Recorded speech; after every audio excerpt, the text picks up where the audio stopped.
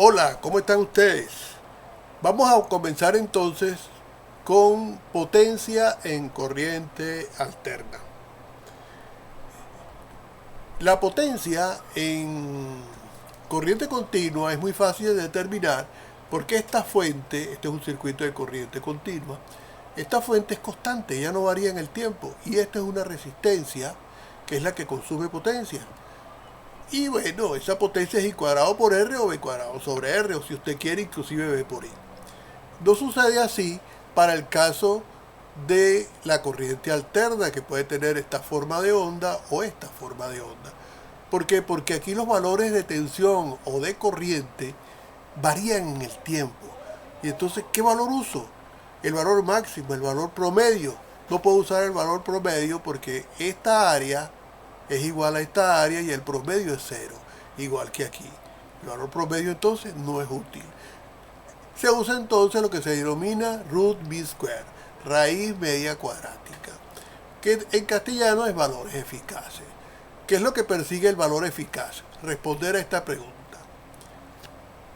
¿Cuánto tiene que valer esta corriente o esta tensión para que esta resistencia disipe la misma potencia que disipa cuando usted la alimenta con una fuente de corriente continua cuyo valor es E o su corriente es I? Eso es todo. Eso quiere decir que yo hago pasar por aquí una corriente, tomo la lectura de esta potencia y luego trato de resolver esta ecuación, igualando las potencias. Aquí se ve perfectamente que si lo hago para ahí, las resistencias se van y simplemente lo que tengo al comparar es sacarle la raíz cuadrada y resolver esta integral. Eso me va a dar el valor eficaz. Vamos a particularizar. Tenemos que tomar en cuenta la forma de onda. Vamos a suponer que en este caso es la corriente que es I sub m por el coseno de omega t. Si quiero calcular el valor eficaz, agarro este señor, lo sustituyo aquí, que es al cuadrado, y para resolver esta integral, recuerdo que coseno cuadrado de alfa es un medio que multiplica a 1 más coseno de 2 alfa. Observe que cuando yo aplique la integral, este señor va a dar 0, porque él lo que dice es que tiene dos áreas positivas y dos áreas negativas, porque da dos ciclos en el lapso del periodo que estoy tomando en cuenta. Es decir, esta integral da 0. Y la única integral que queda es esta, que es muy fácil porque si es diferencial de t, eso va a dar t, se van a ir las t, y lo que me va a quedar es I sub m sobre raíz de 2. Eso es un valor eficaz. Y por eso se habla en términos generales siempre de valores eficaces. Por ejemplo, cuando nos dicen que nuestra casa se están alimentando con una tensión de 120 volts, eso es un valor eficaz. Si yo quiero saber el valor máximo que tiene esa onda que está llegando a mi casa, cuyo valor eficaz es este que está aquí, su amplitud máxima es multiplicar ese 120 por raíz de 2, que me da este número que está aquí. Entonces está claro que cuando trabaje con corriente alterna sinusoidal, los valores eficaces son los valores máximos divididos entre raíz de 2.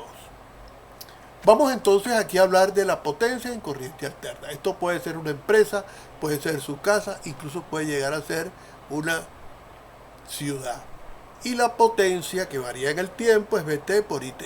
Vamos a suponer que Bt B en el tiempo es B sub m por coseno omega t. No le ponemos el ángulo porque estamos tomando a ella como referencia. Entonces I sub t va a ser esto que está aquí. I sub m por coseno de omega t más θ. Si yo sustituyo estos dos valores aquí, me da esto que está aquí. Puedo hacer uso de esta identidad trigonométrica que dice que coseno de alfa por coseno de beta es un medio de coseno de alfa menos beta más coseno de alfa más beta. Es decir, un medio B sub m y sub m, cuando yo sume estos dos, reste estos dos señores, los omega de t se van a ir y lo que me va a quedar es el ángulo θ. Y cuando lo sume, pues me va a dar dos veces más el coseno de θ. Observe que aquí tengo dos términos muy interesantes. Este no depende del tiempo. Esto es lo que miden en nuestra casa para cobrarnos la energía que consumimos. Esto es lo que se denomina potencia real. Pero también hay otra potencia que está conjugando como ping-pong. Ahorita no vamos a hablar muy bien de esta, simplemente la vamos a mencionar. Vamos a focalizarnos en nuestra potencia real. Eso no quiere decir que no la vamos a tratar, más adelante la vamos a tratar. Vamos a hablar entonces de esta potencia que recibe, repito, el nombre de potencia real o potencia promedio. Aquí se puede ver la onda, esta fue la onda de la corriente, esta es la onda del voltaje, y el resultado es una onda que varía en el tiempo, pero con un valor promedio constante, que es este valor que le dije aquí. Esto se puede escribir en términos de valores eficaces. Si supongo que este 2 es raíz de 2 por raíz de 2, yo puedo escribir en términos de valores eficaces. Y la potencia, si generalizo, es ese producto de voltaje y corriente en valores eficaces por el coseno de la resta del ángulo del voltaje menos el ángulo de la corriente. Vamos a aclarar que este término recibe el nombre de factor de potencia y es adimensional. Pero para un ingeniero industrial y un ingeniero en general, este término es extremadamente importante. Vamos a ver por qué. Vamos a comenzar por este. Supongamos que la impedancia es puramente resistiva. La corriente simplemente V con su ángulo correspondiente entre R. Eso nos da esto, porque simplemente es V entre R y se mantiene el ángulo. Es decir, el voltaje y la corriente están en fase. Eso quiere decir que este valor y este valor son iguales. Esto da 0 y el coseno de 0 grados es 1. La potencia real es V por I. Eso siempre es mejor verlo como de un diagrama fasorial, pero vamos a generalizarlo. Vamos a suponer que la impedancia ahora de un circuito serie es R más J omega L menos 1 sobre omega C.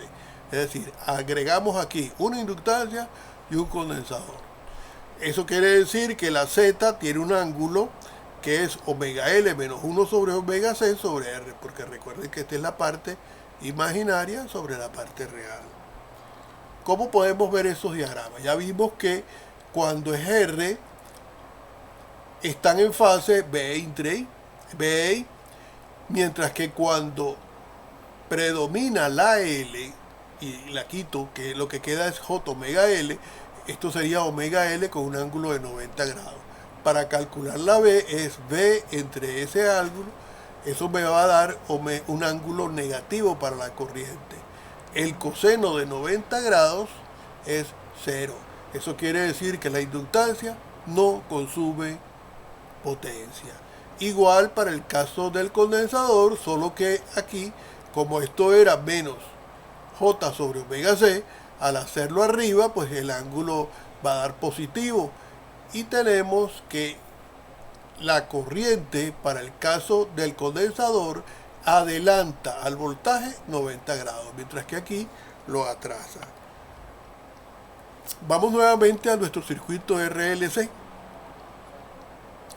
Cuando omega L es mayor que 1 sobre omega C, nos va a dar en atraso. Cuando omega L es menor que 1 sobre omega C, nos va a dar en adelanto. Pero si este ángulo es igual a este ángulo, voy a tener una ambigüedad, porque el coseno de alfa es igual al coseno de menos alfa. ¿Qué implica eso? Que para poder resolver esa ambigüedad, yo lo que tengo es que hablar en términos de cómo está la corriente con respecto al voltaje. ¿Qué quiere decir eso? Si omega L es mayor que 1 sobre omega C, este término, el ángulo de la Z va a ser positivo, la corriente va a ser negativo, y entonces vamos a decir que la corriente está en atraso. Un ejemplo sería decir, el factor de potencia de esta empresa es 0,8 en atraso. Esa es una empresa que se caracteriza porque tiene muchos motores. Si por el contrario este término es más grande que este, el ángulo va a ser negativo, la corriente va a ser positiva. Si nos dicen que el factor de potencia de esta industria es 0,8 en adelanto, eso quiere decir que en esa empresa hay muchos procesos electroquímicos. Es decir, por ejemplo, una empresa de galvanizado. Es marcadamente capacitiva. Vamos a seguir viendo la importancia del factor de potencia. Imagínense dos empresas que están a la misma distancia. A la misma distancia es para que el cable que las alimenta tiene el mismo valor, que va a ser 10 ohms. Vamos a suponer también que ambas sean alimentadas con 120 volts, que ambas consumen 1200 vatios. Este es un valor académico netamente porque 1200 vatios es una plancha. Pero esta trabaja con un factor de potencia de 0,5 y esta trabaja con un factor de potencia de 1, que no es ni en atraso ni en adelanto porque está sobre el eje. Bueno, para calcular la corriente hago uso de la expresión anterior vista y nos da que la corriente es de 20 amperes para el caso de la empresa A, y para el caso de la empresa B es de 10 amperes. Ya esto a una empresa de electricidad no le gusta mucho porque esta consume el doble de la corriente de esta. Eso quiere decir que el cable tiene que ser más robusto, que el sistema de agarre, de protección, también tiene que ser mayor. Los herrajes que sostienen a estos cables, porque este es más pesado que este. Y adicionalmente, si suponemos que la resistencia es 10 ohms, esta corriente es 20 al cuadrado por el valor de 10, que da 4000 vatios. Y esta es 10 al cuadrado por esta resistencia, que también es 10 ohms, eso da 1000 vatios. A la empresa de electricidad no le gusta mucho eso porque pierde demasiado en alimentar esta. Entonces, ¿qué es lo que hace? Como ella solamente cobra aquí, porque aquí es que está el medidor y cobra esto, en la potencia real, entonces penaliza en el recibo por tener el factor de potencia muy bajo, en este caso de 0,5.